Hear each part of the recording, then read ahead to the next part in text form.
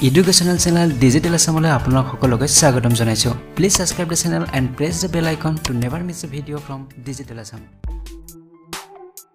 নমস্কাৰ আজ জানুৱাৰী কাৰেন্ট এফেয়াৰসমূহ আমি এই ভিডিঅ'টি জৰিয়তে আলোচনা কৰিম গতিকে ভিডিঅ'টি শেষলৈ চাই থাকিব যদি আপোনালোকে আগৰ কাৰেন্ট এফেয়াৰসমূহ চোৱা নাই তেনে লিংক ডেসক্ৰিপচন বক্সত দিয়া আছে তাত গৈ আপোনালোকে চাব পাৰিব নাইবা ওপৰত থকা আই বটনটো প্ৰেছ কৰি আপোনালোকে সেই ভিডিঅ'সমূহ চাব পাৰিব ইয়াৰ উপৰিও আপোনালোকে এই কাৰেন্ট এফেয়াৰসমূহৰ PDF ফাইলও ডাউনলোড কৰিব পাৰিব তাৰো লিংক ডেসক্ৰিপচন বক্সত দিয়া আছে এতিয়া আৰম্ভ কৰিছো আজিৰ ভিডিঅ'টি প্ৰথম প্ৰশ্নটো লৈছো in which city Tansen Mahotsav will be held কোনখন চহৰত তানচেন মহোৎসৱ অনুষ্ঠিত হ'ব অপচনত আছে মুম্বাই গুজৰাট নিউ দিল্লী ৰাজস্থান ইয়াৰ শুদ্ধ উত্তৰটো হ'ব অপচন নম্বৰ সি নিউ দিল্লী এই মহোৎসৱটো 10 জানুৱাৰীৰ পৰা আৰম্ভ হ'ব আৰু 16th century poet আৰু মিউজিচিয়ান স্বামী হৰিদাস আৰু মিয়ান তানচেনৰ নামত এই মহোৎসৱটো ডেডিকেট কৰা হৈছে এতিয়া আহিছো কোৱেশ্চন নম্বৰ 2 লৈ in which state 6 people have died due to monkey fever কোনখন চহৰত 6 জন মানুহৰ মৃত্যু হৈছে আৰু মাংকি ফিভাৰৰ কাৰণে মৃত্যু হৈছে বান্দৰ জ্বৰৰ বাবে মৃত্যু হৈছে সো মাংকি ফিভাৰ হৈছে এবিধ ভাইৰাছ যি ভাইৰাছ মানুহৰ গালৈ আহিছে বান্দৰৰ পৰা আৰু 6 জন মানুহৰ মৃত্যু হৈছে কোনখন চহৰত দেখা পোৱা গৈছে এই ভাইৰাছবিধ অপচনত আছে কৰ্ণাটকা নিউ দিল্লী কেৰালা তেলেংগানা শুদ্ধ উত্তৰটো হ'ব অপচন নম্বৰ এ কৰ্ণাটকা যিকোনো বেমাৰ হৈ থকা বান্দৰ বা মৃত বান্দৰৰ সংস্পৰ্শত যদি কোনো এজন ব্যক্তি আহে তেনেহলে সেই বান্দৰৰ পৰা মানুহৰ গালৈ এই বেমাৰটো সংক্ৰমিত হয়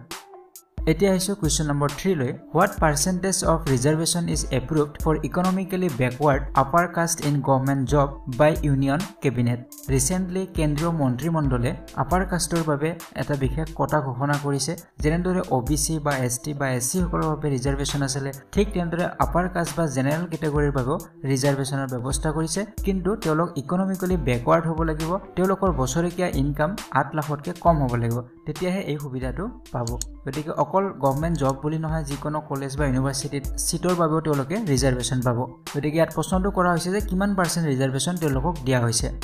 ইয়াত অপচন আছে 5% 10% 15% and 20% সো শুদ্ধ উত্তৰটো হ'ব option number B 10%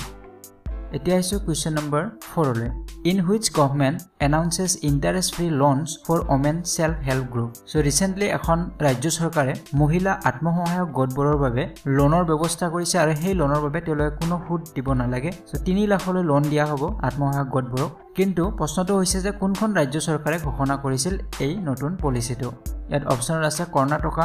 Meghalaya Orissa new Delhi শুদ্ধ উত্তৰটো হ'ব অপচন নম্বৰ সি উৰিষ্যা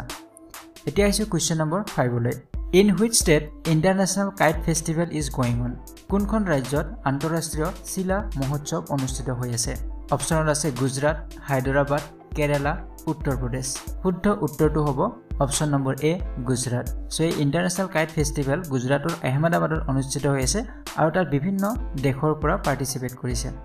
এতিয়া আহিছো কোৱেশ্চন নম্বৰ 6 লৈ recently union minister for women and child development conferred 97 national awards to whom recently কেন্দ্ৰীয় মহিলা আৰু শিশু বিকাশ মন্ত্ৰী মেনকা গান্ধীয়ে 97টা নেশনাল এৱাৰ্ড দিছিলে প্ৰশ্নটো হৈছে যে কাক দিয়া হৈছিল এই 97 নেশনাল এৱাৰ্ড অপচনত আছে nurses police anganwadi and doctors so ইয়াৰ শুদ্ধ উত্তৰটো হ'ব অংগনবাড়ী এই এৱাৰ্ডসমূহ দিয়া হৈছিল যে 2017 পৰা 18 বৰ্ষত তেওঁলোকে যিখিনি বিশেষ কাম কৰিছে সেই কামৰ বাবে তেওঁলোকক এই এৱাৰ্ডসমূহ দিয়া হৈছিল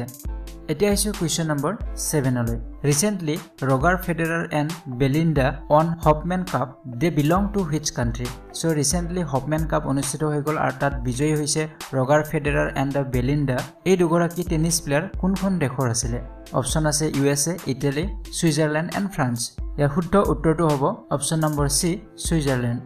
এতিয়া আহিছো কোৱেশ্চন নম্বৰ 8 লৈ recently who on gold medal in national judo championship কোন গৰাকী খেলুৱে নেশনাল জুডো চেম্পিয়নশ্বিপত সোণৰ পদক লাভ কৰিছিল অপচনত আছে ৰাণী ৰীনা সীমা এণ্ড নান অফ দা এভভ ইয়াৰ শুদ্ধ উত্তৰটো হ'ব অপচন নম্বৰ এ ৰাণী তেখেত হিমাচল প্ৰদেশ পুলিচৰ ভাৰতীয় ৰিজাৰ্ভ বেটেলিয়নৰ হেড কনষ্টেবল আছিল এতিয়া আহিছো আমাৰ শেষৰটি প্ৰশ্ন কোৱেশ্চন নম্বৰ 9 লৈ recently who on the Tata open title so recently Tata open title অনুষ্ঠিত হৈ গল আৰু এই চেম্পিয়নশ্বিপত কোন বিজয়ী হৈছিল এই চাৰিটা অপচন দি আছে কিন্তু শুদ্ধ উত্তৰটো হ'ব option number B Rohan Bopanna and David Sharan so friends আজি ভিডিওটি ইমানেই আছিল যদি আপোনালোকে ভিডিওটো ভাল পাইছে লাইক আৰু শেয়াৰ কৰিব নাপাহৰিব আৰু আমাৰ চেনেলটি সাবস্ক্ৰাইব কৰিবলৈ একেবাৰে নাপাহৰিব ইয়াৰ উপৰি আপোনালোকে আমাৰ ফেসবুক পেজটো লাইক কৰিব পাৰে লিংক ডেসক্ৰিপচন বক্সত দিয়া আছে পৰৱৰ্তী ভিডিওত পুনৰবাৰ লগ পোৱাৰ আশাৰে আজিলৈ বিদায় লৈছো ধন্যবাদ